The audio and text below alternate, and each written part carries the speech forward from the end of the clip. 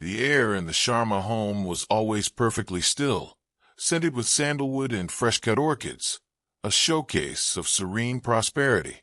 From the outside, it was a portrait of the American dream, curated by its brilliant architect, Arjun. The modern Colorado mansion, with its floor-to-ceiling windows overlooking the rocky foothills, was his masterpiece. Inside, Maya Sharma moved through the spacious, silent rooms like a beautiful, restless ghost. Her days followed a precise, suffocating rhythm, organizing the help, attending charity luncheons, where she spoke in soft, agreeable tones, and maintaining the flawless aesthetic her husband demanded. Arjun was not a cruel man in the loud, obvious ways. He was exacting. He admired perfection, and he had sculpted his wife and home into extensions of his own success. Her closet was a collection of elegant, muted silks, her calendar a monument to his social ambitions. Her old life, the art student who loved bold colors and impulsive road trips, had been carefully archived, put away like childhood trinkets deemed unsuitable for display. The control was a subtle, constant pressure, a raised eyebrow at a slightly too bold piece of jewelry, a quiet question about a credit card charge for a coffee with an old friend from college, a friend he gently suggested was a negative influence. Her world, though gilded, had shrunk to the boundaries of their Willow Creek estate. The money was all his, managed through a generous but monitored allowance. Her suggestions for the house were met with a patient smile and a technical explanation of why they wouldn't work. Her loneliness was a vast, quiet ocean she navigated daily, smiling through the waves of isolation. She spent hours in her sun-drenched solarium, staring at the majestic, immovable mountains, feeling just as stationary. The resentment didn't arrive as a storm, but as a slow, creeping frost. It was in the hollow feeling that followed another perfect, silent dinner. It was in the way her laughter had become a measured, polite sound. She began to notice small things she had trained herself to ignore. The way he'd subtly correct her pronunciation of a word in front of guests, the paternalistic pat on her hand when she expressed an opinion. Her cage had no bars, only exquisite taste and unspoken expectations. She knew the rules. Her value was tied to her composure, her beauty, her role as the serene centerpiece of his world. To leave would mean walking away with nothing, into a world where her skills were a decade out of date and her support system had been meticulously eroded. The thought was a terrifying void. Yet, within that void, a desperate idea began to form, not as a concrete plan, but as a dark fantasy of freedom. It flickered in her mind during the longest, quietest nights, a secret flame she both feared and nurtured, imagining a life where she wasn't an accessory, but the author of her own story. She didn't yet know how the story would change, or that a far more dangerous plot was already being written in the shadows around her, by a hand she hadn't even considered. The night it happened began like any other, draped in the heavy silence of the big house. Arjun had retired to his first-floor office, a sanctum of dark wood and blueprints, to review plans for a new downtown commission. Maya told him she had a migraine, the thudding in her skull a real enough pain to sell the lie. She went upstairs, listening to the familiar, distant clack of his keyboard. Instead of going to bed, she changed into dark, nondescript leggings and a sweatshirt, her heart a frantic bird against her ribs.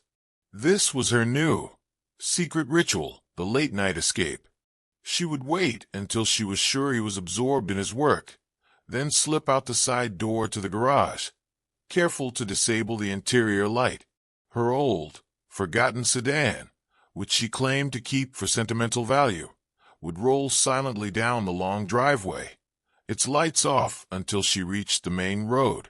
Tonight, her destination was a lookout point off a winding mountain road. But it wasn't the view she sought. Leo's truck was already there, parked in the shadow of the pines. For months, these stolen hours had been her oxygen. Leo, her yoga instructor, had started as a friendly face, then a confidant who listened to her fears without judgment, and finally, the spark that reminded her she was still alive. He was her rebellion, tangible and warm. In the cocoon of his truck, with the vast Colorado sky blazing with stars above them, the gilded cage didn't exist. She spoke of her desperation, her trapped feeling, her wild daydreams of a different life. He spoke of his own frustrations, his ambition stifled by a small town. They fueled each other's discontent, their connection a secret pact against the world that held them down. She returned just after 1 a.m., the house dark and still. She followed her meticulous routine, re-enabling the garage light, slipping off her shoes at the door, padding silently to the kitchen to pour a glass of water as evidence of her insomnia. She saw the strip of light under Arjun's office door. Normal. She went upstairs, her body humming with adrenaline and a guilty thrill. She fell into a fitful sleep. The sound that woke her was not an explosion, but a deep, hungry roar, followed by the shattering of glass. Acrid smoke, thick and shocking, already curled under her bedroom door. Panic, pure and blinding, seized her. She scrambled to the window, seeing an orange hellish glow reflecting off the trees below. The main part of the house was an inferno.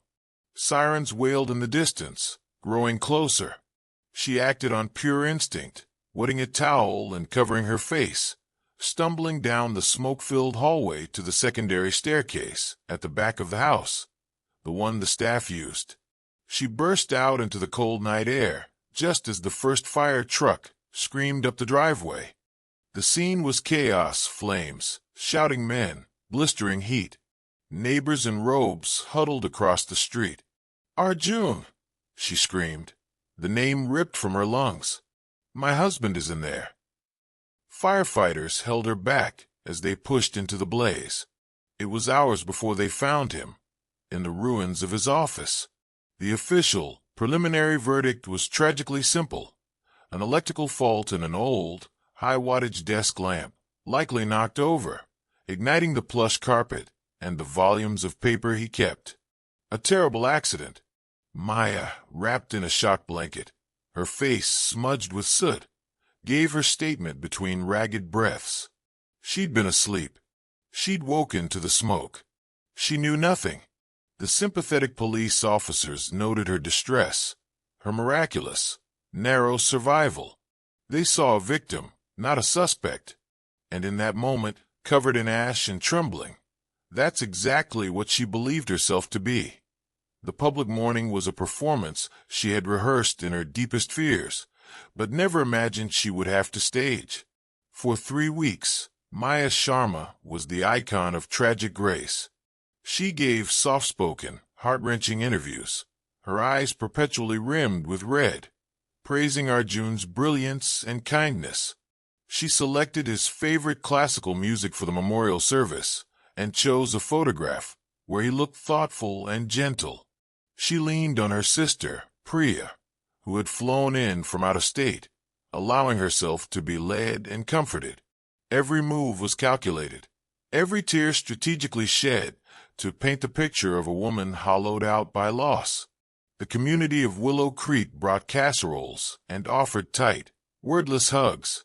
They saw a fragile widow in a beautiful, empty house, and their pity was a shield she clung to. The day of the funeral dawned cold and clear, a sharp, sunlit day that felt like a mockery. At the graveside, under a pristine green canopy, Maya wore simple, elegant black. She was a study in restrained agony. She did not wail or collapse. Instead, she presented a devastating quietude. A single tear traced a perfect path down her cheek as the casket was lowered. She trembled when the minister spoke, clutching a wadded handkerchief to her lips, her knuckles white. She accepted condolences with a weak, grateful smile, her voice a broken whisper. To every person in the crowd, the business associates, the neighbors, the curious onlookers, she was the perfect portrait of grief. It was her most convincing role yet, fueled by a very real terror of what came next and a dizzying, guilty cocktail of relief that the oppressive marriage was over. As the service ended, the crowd slowly dispersed, moving toward their cars for the procession to the family home for the reception. Maya, needing a moment of feigned solitude, walked a few paces away from the main group, toward a small copse of birch trees that bordered the cemetery. The mask, for just a second, felt unbearable. The constant tension in her jaw ached.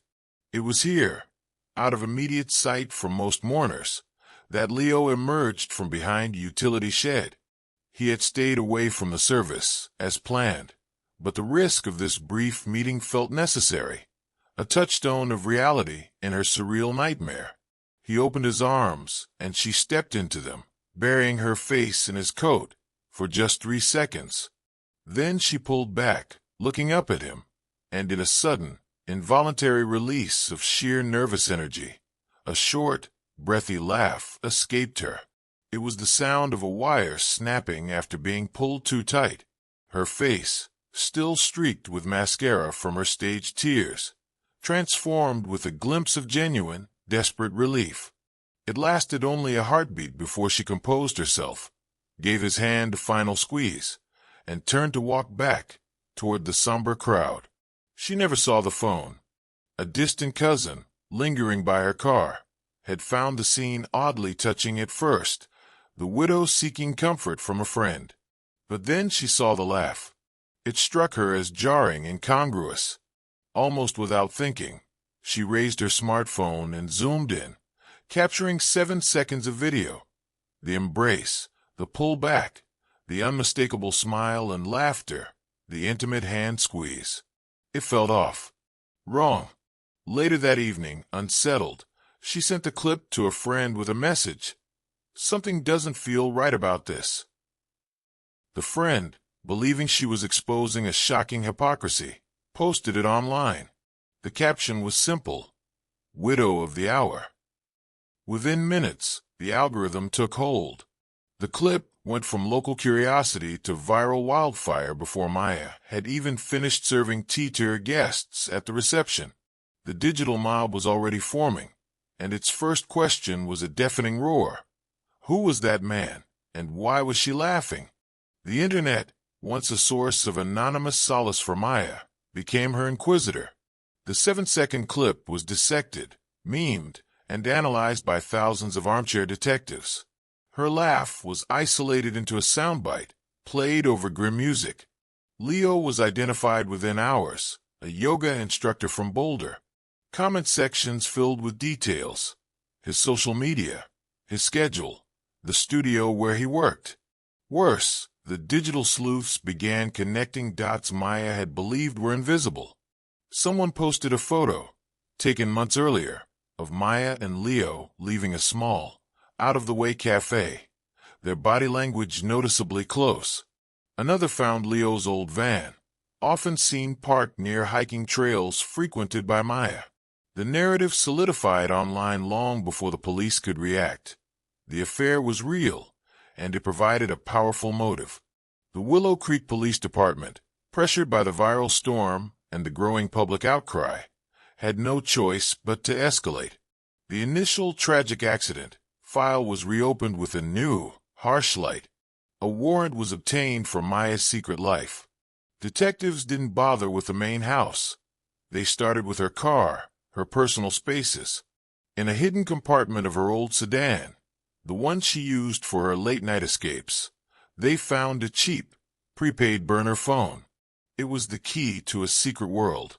The call logs were a map of her double life, filled with calls and texts to a number registered to Leo. But more damning were the search histories. They revealed a chilling digital paper trail. Our house fires traceable. Properties of acetone as accelerant. How long does it take for a circuit breaker to fail? And establishing an alibi. Each query was a nail in her coffin. The police also discovered, through Arjun's financial records, 2 substantial life insurance policies he had taken out in the last 2 years, totaling over $3 million, with Maya as the sole, irrevocable beneficiary. Arjun's business partners expressed surprise. Arjun was financially conservative and had often spoken against such policies. The pieces, for the detectives, now formed a clear and ugly picture. A trapped wife, a secret lover, a lucrative payoff, and a plan researched in cold detail. The arrest was swift and public, designed to quell the media frenzy. Police cars descended on the Sharma home at dawn. Maya was taken into custody in her driveway, still in her robe, her face a mask of stunned horror that was no longer convincing to anyone. Leo was arrested an hour later at a small apartment, found packing a bag. The district attorney held a press conference, outlining a case of premeditated murder for financial gain and freedom. The story was perfect for the headlines: yoga instructor and socialite in murder-for-hire plot. Maya sat in a cold interrogation room, her mind reeling. The evidence was overwhelming, and it was all true. The affair, the resentment, the secret phone, the insurance money she knew about. The searches, however, filled her with a dizzying confusion. She remembered vague, desperate late-night thoughts, but not those specific, clinical queries. It felt like reading someone else's diary, a darker, more competent version of her own despair. She had fantasized about escape, about Arjun disappearing, but the methodical planning on that phone was not her own. Yet who else could it be? In the face of the damning evidence, her own memory began to doubt itself. Perhaps, in her deepest anger, she had been capable of this, and had simply blocked it out. The case against her and Leo seemed invincible. The trial was a spectacle, a daily parade of damning evidence. The prosecution painted Maya as a master manipulator, a woman who traded a gilded prison for a bloody fortune. The burner phone's search history was their star witness, its cold, digital curiosity speaking louder than any testimony. Leo was portrayed as the opportunistic accomplice, the physical muscle to her calculating mind. The defense struggled, unable to explain away the mountain of circumstantial evidence. Maya's claim that she didn't remember making those specific searches sounded feeble, even to her own ears. The case was heading toward a swift, guilty verdict, a tidy conclusion to a sordid story. The break came from an unexpected and reluctant source. Ben Carter, the soft-spoken, middle-aged driver for Fresh Mart groceries, had followed the trial on the local news with a growing sense of unease.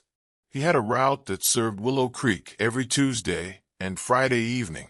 On the night of the fire, his last delivery had been to the Sharma residence, a pre-ordered basket of gourmet fruits, left at the doorstep at 8:47 p.m. He remembered because Mrs. Sharma had given him a generous cash tip the week before, her quiet sadness sticking with him. As he'd driven away that night, his dashcam had been running, as company policy required.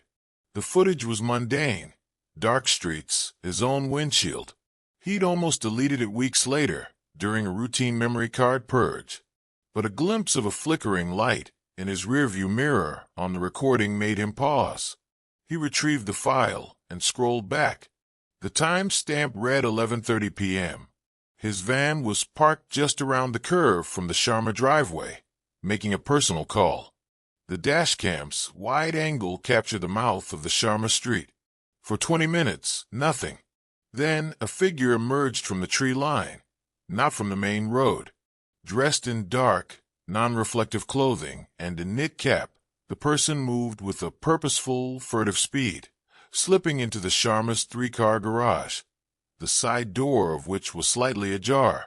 25 minutes later, the same figure exited, moving quicker now, carrying a small, metallic canister in one gloved hand. The person's face was never clear, but the build, lean, athletic, medium height, was a match for Leo. This was the prosecution's dream evidence, delivered late. But Ben kept watching the full hour of footage. Earlier, at 10:05 p.m., he saw something else. Parked under the deep shadow of a large oak tree, a block down from the Sharma home, was a dark sedan. A rental, he thought, noting the generic plates and lack of dealership frames. As his van passed it, the dashcam caught a glimpse of the driver, a man alone, sitting perfectly still, just watching the house. This man was older, with a sharper jawline, and he was definitely not Leo. Ben wrestled with his conscience for 2 days before contacting the defense. The new footage created a seismic crack in the prosecution's narrative. It placed Leo, or someone fitting his description, at the scene, but it also introduced a mysterious third party. The defense seized on it, arguing it created reasonable doubt. Who was the man in the rental car? The police, now obligated to investigate, ran the partial plate. It led to a generic rental agency at Denver International Airport. The records for that period had been pursed. It was a dead end, but the seed was planted. The perfect story was no longer perfect. There was a ghost in the machine, a shadow in the trees that no one had accounted for. The rental car records, though purged, left a faint digital footprint a dedicated forensic accountant could follow. A payment method was eventually traced back to a shell corporation, and then, through a tangle of offshore accounts, to a single individual, Arjun Sharma, Arjun's estranged older brother. The revelation sent shockwaves through the courtroom. Rohan was a phantom in the family narrative, a once promising financier whose fortunes had collapsed after a series of reckless investments. He had approached Arjun for a bailout months before the fire and had been coldly, definitively refused. Arjun believed in earned success, not rescues. The police brought Rohan in, and under the weight of new evidence, including cell tower data placing his phone near Willow Creek that night, his alibi crumbled. Rohan's motive was pure, desperate greed. He knew of the massive life insurance policies. Arjun had mentioned them years prior as a point of financial prudence. Broke and facing ruin, Rohan saw the money as his only lifeline. But he was no brute. He was a strategist. Through casual, concerned visits to his brother's home during Arjun's work hours, he had observed the cold distance between the couple and had subtly probed Maya's dissatisfaction. He had also, on one visit, borrowed her spare burner phone, the one she kept hidden in her car for her affair, under the pretense of needing to make a private call. In those few minutes, he planted the incriminating search history, a digital frame job. He then began anonymously stalking Leo's social media, recognizing a kindred spirit of resentment. He didn't need to force them to commit murder. He just needed them to want it, and to look guilty. On the night of the fire, he acted. He used an old family key to the garage, set the blaze using an accelerant he knew would be attributed to the electrical fire, and planted the empty canister in a shed near Leo's apartment.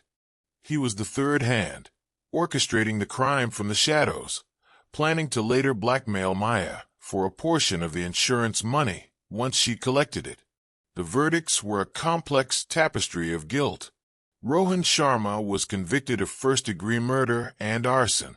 The chilling premeditation of his plan, framing two people for a murder he committed, earned him life without parole. Maya and Leo were not acquitted. Their own actions, born of their secret alliance, had created the tinderbox Rohan exploited.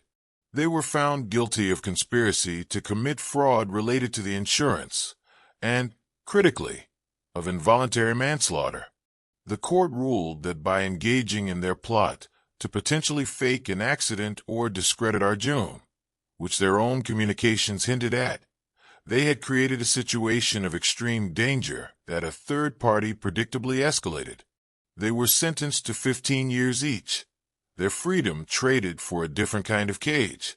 The laugh at the funeral was not a killer's gloat, but the terrible, unguarded relief of a woman who believed she had narrowly survived a trap, only to discover she was already caught in a far more intricate one. In the end, everyone in the story played a part, but only one had written the deadly script.